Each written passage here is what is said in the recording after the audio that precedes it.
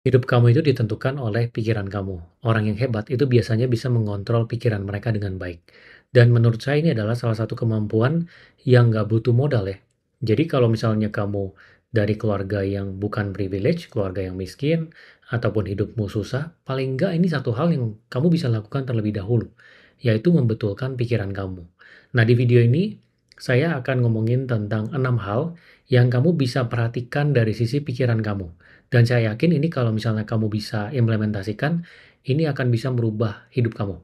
Jadi nanti selain kamu mendengarkan video ini, kamu juga pastikan kamu catat dan kamu implementasikan. Yang pertama adalah perhatikan kualitas pertanyaan di dalam pikiran kamu. Apa yang kamu ucapkan di dalam pikiran kamu ketika kamu menghadapi segala sesuatu. Misalnya, kamu sedang menghadapi suatu masalah, kamu menanyakan pertanyaan apa ke pikiran kamu? Misalnya pertanyaannya adalah, "Kenapa saya sial?" Ya, atau pertanyaannya adalah, "Apa pelajarannya yang saya bisa dapat dari sini?" Coba kamu mulai sekarang perhatikan pertanyaan itu. Karena kualitas pertanyaan yang kamu sampaikan ke otak kamu, itu akan menentukan jawaban yang dicari oleh otak kamu. Jadi otak kita itu seperti ChatGPT ya, atau Google Search. Jadi apa yang kita lempar, itu akan menentukan yang kita dapat. Jadi misalnya kita pakai AI nih, terus kita tanya dia, "Kenapa saya sial?" Maka dia akan menjawab sesuai dengan pertanyaan itu. "Kenapa kamu sial?" Kemudian kalau kamu tanya tentang apa pelajarannya, kamu mengalami suatu kegagalan, dia akan menjawab sesuai dengan itu. Nah, otak kita juga sama cara kerjanya. Jadi kita harus bisa mengkontrol kualitas pertanyaan di dalam pikiran kita.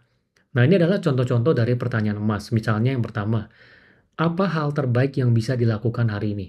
Nah, ini sesuatu yang saya selalu tanyakan ke diri saya setiap hari, supaya saya bisa menyelaraskan apa yang saya lakukan terhadap goal yang ingin saya capai. Saya selalu tanya ke diri saya, apa hal terbaik yang bisa saya lakukan hari ini?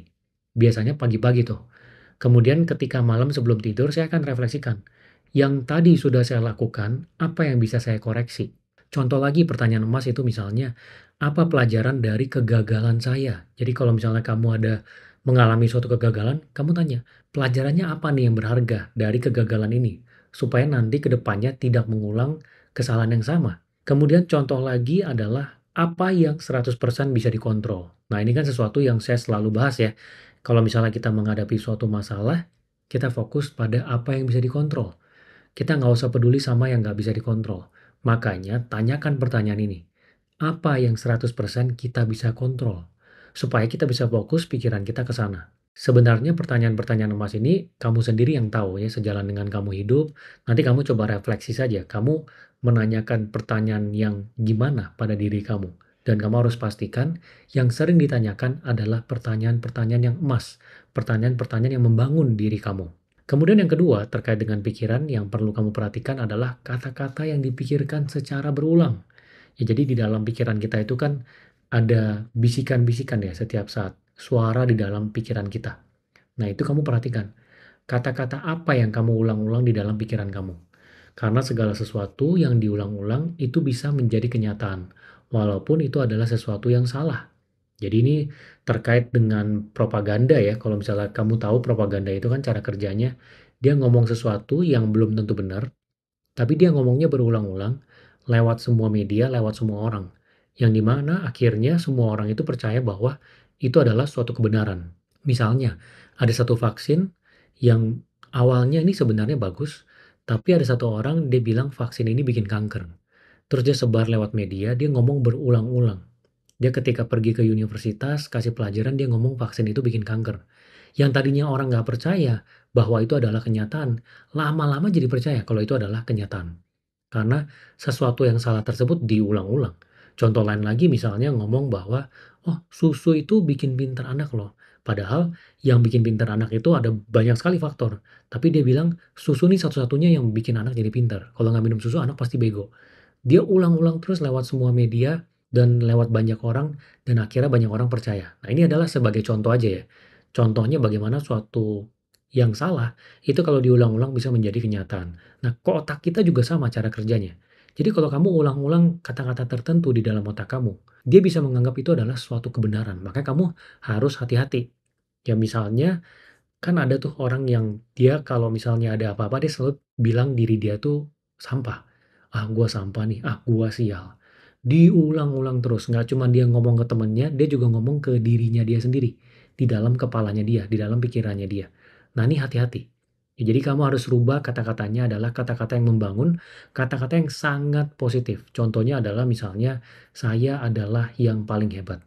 Saya adalah pemenang." Ya, kalau bisa kamu sudah set dari awal, kamu tahu bahwa diri kamu adalah pemenang. Orang-orang yang dia menjadi yang terbaik di bidangnya, menjadi orang yang menjuarai kejuaraan dunia atau apapun itu, dia dari awal biasanya dia sudah set bahwa dia itu adalah pemenang. Dia itu adalah yang paling hebat. Di dalam pikirannya sudah seperti itu. Jadi kamu harus mencoba untuk mengubah kata-kata itu.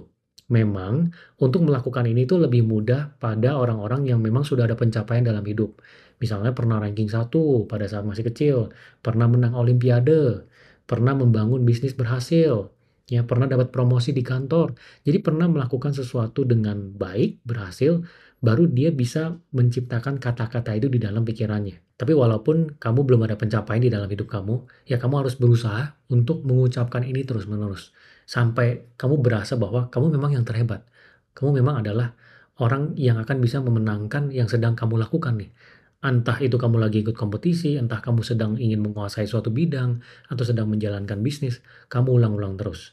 Nah, salah satu triknya lagi yang saya lakukan untuk membenarkan kata-kata yang saya ulang di dalam pikiran saya adalah mendengarkan audio ataupun menonton audio yang bagus secara berulang. Misalnya video dari Steve Jobs, itu suka tuh saya ulang-ulang. Steve Jobs kan ngomongin soal marketing itu yang benar gimana, manajemen orang itu yang benar gimana, produk yang bagus itu seperti apa. Saya dengerin terus supaya nanti di dalam pikiran saya, dalam kepala saya, itu terulang-ulang sampai pikiran saya menganggap bahwa itu adalah bagian dari diri saya. Itu adalah sesuatu yang saya ucapkan. Jadi kamu juga bisa melakukan ini ya. Kamu cari dulu audionya, cari dulu videonya, entah itu motivasi ataupun inspirasi ataupun suatu pembelajaran dari seseorang yang kamu kagumi ya menjadi idola kamu.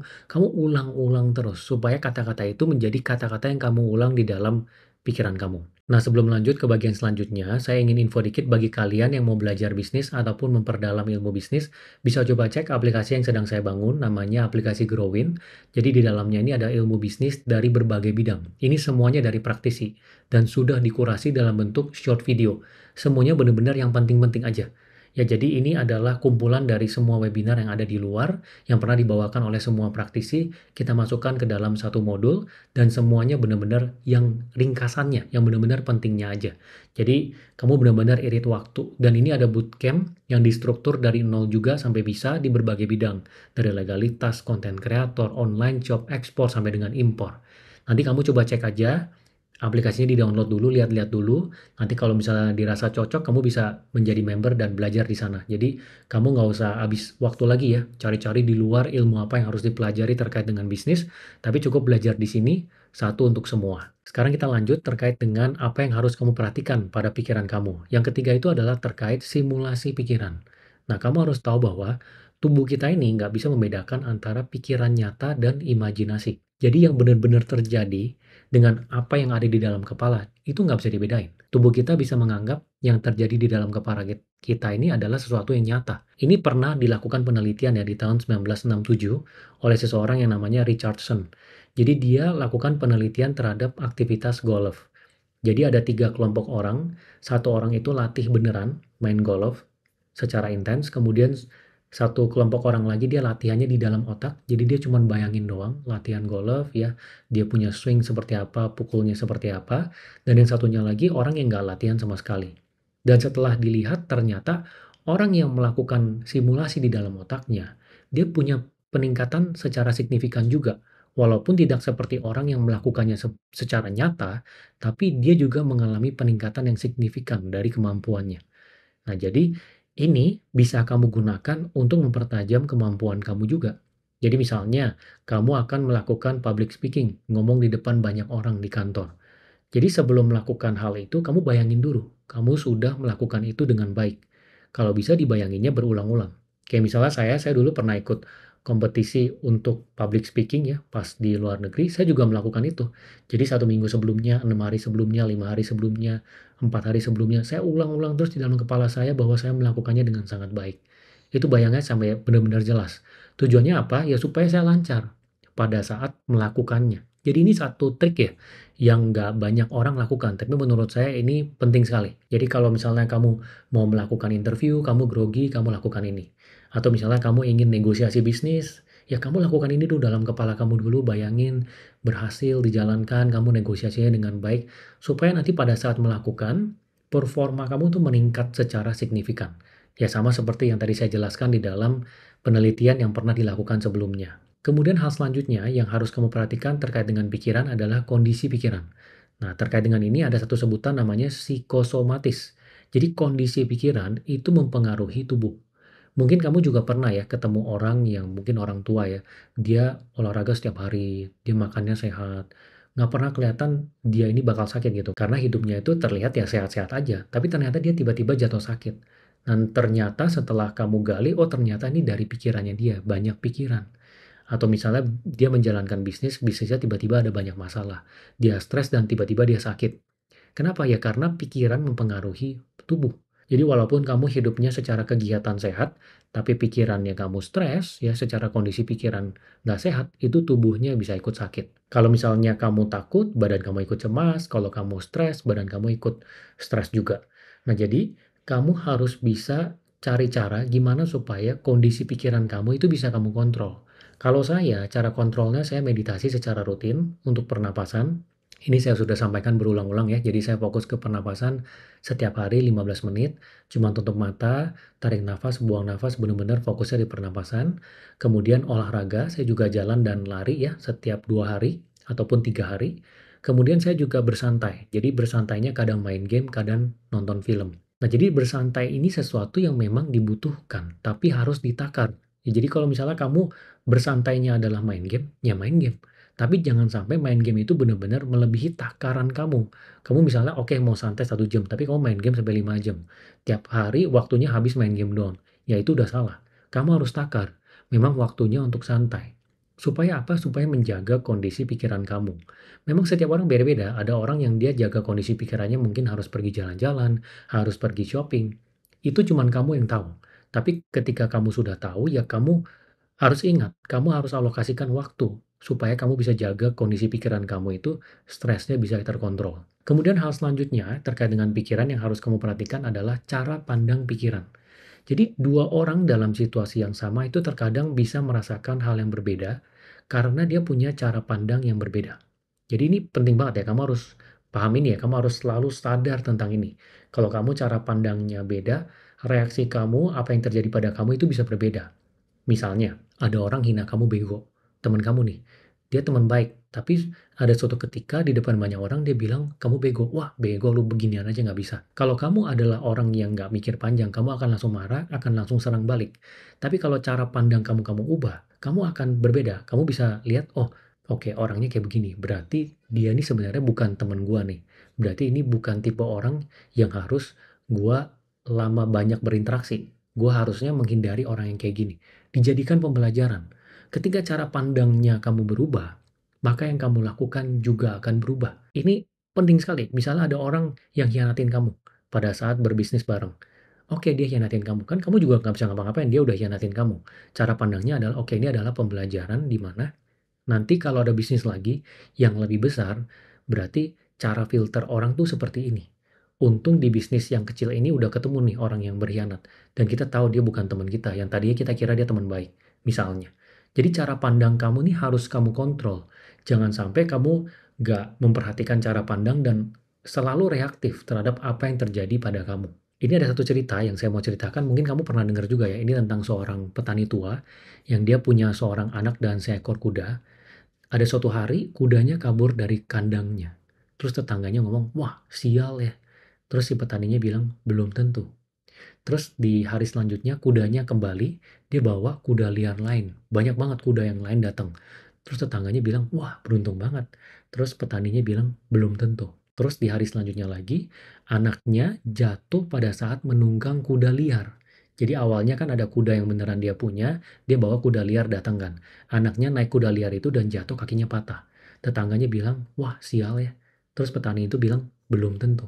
Beberapa bulan kemudian, negaranya itu ternyata sedang perang. dan tentara datang ke desa itu mau mengajak anak muda di sana semuanya menjadi tentara. Tapi anaknya nggak diajak karena anaknya cacat, kakinya patah. Terus tetangganya bilang, wah beruntung ya, karena dia cacat nggak diajak. Petaninya bilang, belum tentu. Jadi ini sebenarnya menceritakan kepada kita bahwa cara pandangnya kita ya itu sangat penting sekali. Sesuatu itu bagus atau jelek, itu kita sebenarnya nggak tahu. Dan cara pandang kita itu akan mempengaruhi kita punya reaksi. Jadi kamu harus benar-benar memperhatikan. Kemudian hal terakhir yang kamu harus perhatikan terkait dengan pikiran itu adalah fokus. Nah, ini yang selalu saya ngomongin. Karena di dalam pikiran kita ada yang namanya selective thinking ya. Kayak misalnya kamu kalau misalnya sekarang tutup mata dan bayangin di sekitar kamu yang warna merah ada apa aja, pasti kamu nggak kebayang. Karena kamu nggak mikirin fokus ke warna merah sebelumnya. Tapi kalau kamu buka mata dan lihat sekeliling kamu warna merah, kamu akan langsung lihat warna merahnya semua. Gitu, dan bisa hitung. Karena kamu memang fokusnya ke arah sana. Jadi memang pikiran kita memang seperti itu. Fokusnya harus diatur. Nah, kalau kamu fokus pada peluang, maka kamu akan menarik peluang ke dalam hidup kamu. Kalau kamu fokusnya pada problem, kamu akan menarik problem ke dalam hidup kamu. Nah, kamu harus fokus pada hal-hal yang positif. Contohnya apa? Kalau ketemu orang, coba kamu fokus pada bisa belajar apa ya dari orang ini. Siapapun orang itu. Karena orang mau dia orang miskin, orang kaya, orang pintar, orang bodoh, pasti ada sesuatu yang kita bisa pelajari dari orang tersebut. Kemudian kamu juga bisa rubah fokus terhadap pandangan hidup, misalnya apa yang bisa disyukuri dalam situasi yang kamu hadapi sekarang, walaupun kamu ngerasa situasinya sulit. Kamu juga bisa fokus pada misalnya sedang ingin mulai bisnis, peluang bisnis yang ada itu apa ya? Ketika kamu fokus mencari peluang, maka nanti ketika di depan mata kamu ada peluang yang bisa ditangkap, otak kamu akan menangkap itu. Jadi dari awal kamu memang sudah harus set dulu, kamu memang mau menangkap peluang tersebut. Makanya fokus ini juga penting, kamu bisa renungin, kamu mau fokusnya atau apa? Kayak misalnya saya selalu mencari fokus peluang bisnis juga. Jadi setiap kali ada apa-apa, saya selalu lihat, oh ini ada peluang bisnis yang bisa digarap, ini apa ya? Terutama yang terkait dengan software ataupun aplikasi. Maka ketika saya menemui segala sesuatu, ngomong sama orang, saya bisa menangkap peluang itu karena memang fokus saya di sana, gitu. Bahkan sekarang aplikasi yang saya jalankan, Growin dan juga Winkatsu, juga berasal dari sana. Dari awal saya sudah fokus mencari peluang terkait dengan aplikasi dan juga software.